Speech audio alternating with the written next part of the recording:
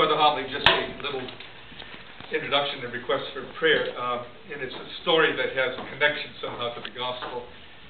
My brother, Dr. Ron, is an astrophysicist teaching out in California.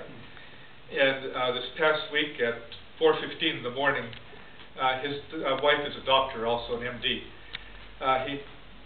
Dr. Ron pushes Mary and says, "Dr. Mary, I think I'm having a coronary." And he's very analytical.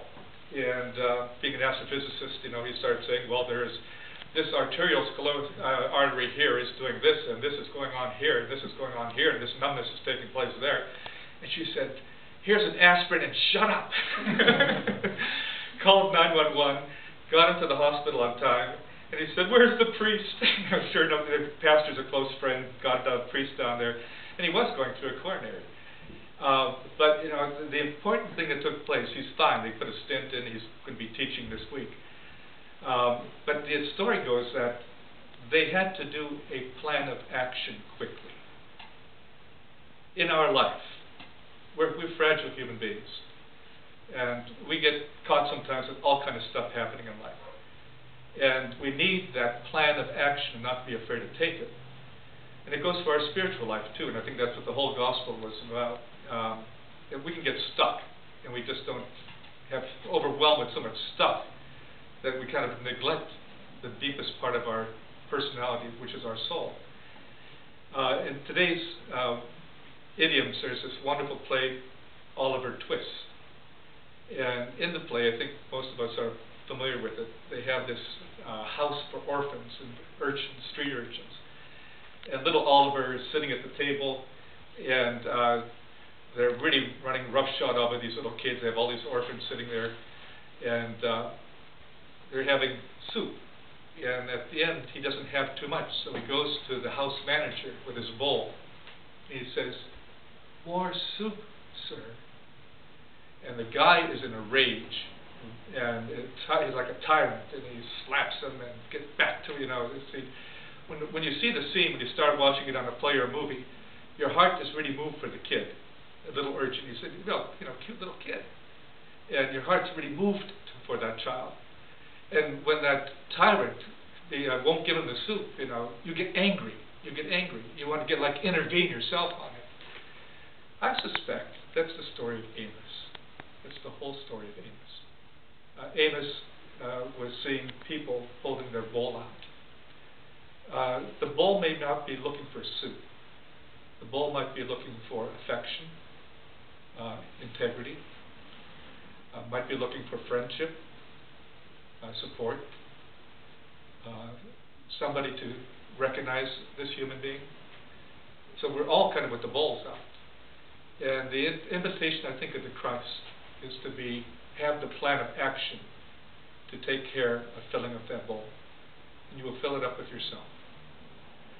I think, too, on this feast of Cardinal Newman, he was from a prestigious family in England, and highly intelligent man. And the family was not religious. In fact, as a very young man, he said, one of his quotes, he said, "Oh Lord, I want to be virtuous but not too religious." And that's kind of, I think, the parley of today's time, in fact, too. And he said, "I'm going to have an important position on Oxford campus." He became a Don, an important person, like a dean. And he was a great teacher. When you became a Don, you got everything. You got a house, you get food, very good food too, not just boiled potatoes that are English. He had all these wonderful things, family with connection, great friends, prestigious friends, important person in the community. And then he had an emptiness. And he became an Anglican priest as well, because he was living in, obviously, England in a time of great communities of the Anglican Church.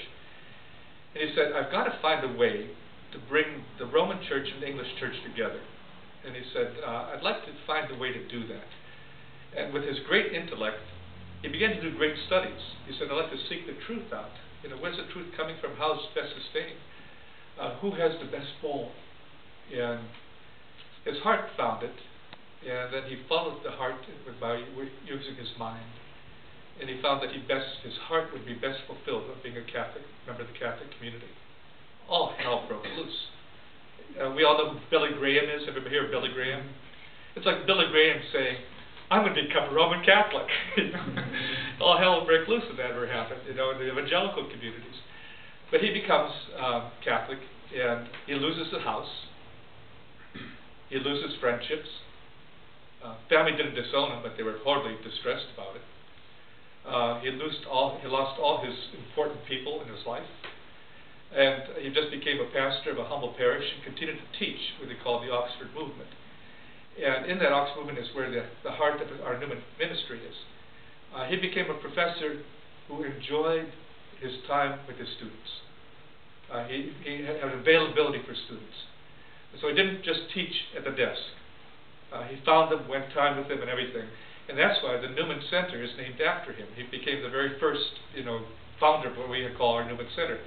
The actual one, I think, was the University in Pennsylvania. It was the first one in about 1940s or something, was the first Newman Center, but named after him. And today it was just marvelous to see on some of the networks that carried it, hundreds of thousands of people at this great mass acclaiming this man, whose thinking not only motivated many popes, but probably might be the basis for the unions of the churches finally coming together. He gave his life for it. He was a great intellect, a great teacher, a great professor, a great lover of the truth, and we went for broke on it. So when we honor him like that, I'm glad we got some flowers from him, Melinda, for him. He liked flowers, by the way. He was English. So and he has. I think I'd ask you today. Our saints are not. When we acknowledge them as being blessed, it means they're in the company of the saints in heaven. His canonization will take place a bit later. But when we acknowledge an older person like that, of the faith, its longevity that he found, that he kept hanging on to it, and became a cardinal, wasn't very, very important to him, but they had to recognize this great intellect that was doing so good for the church. Let him be part of your studies. When a test is coming up, say, John Henry, help! Let him be part of a spiritual life as well, not just a painting or an abstraction or something floating in the wild blue yonder. Let him be a wonderful personality of both the professor for the truth and the compassion who was able to help us fill up the bowl. May our lives be the same, and the promise of the Christ, everlasting life. Let us pray.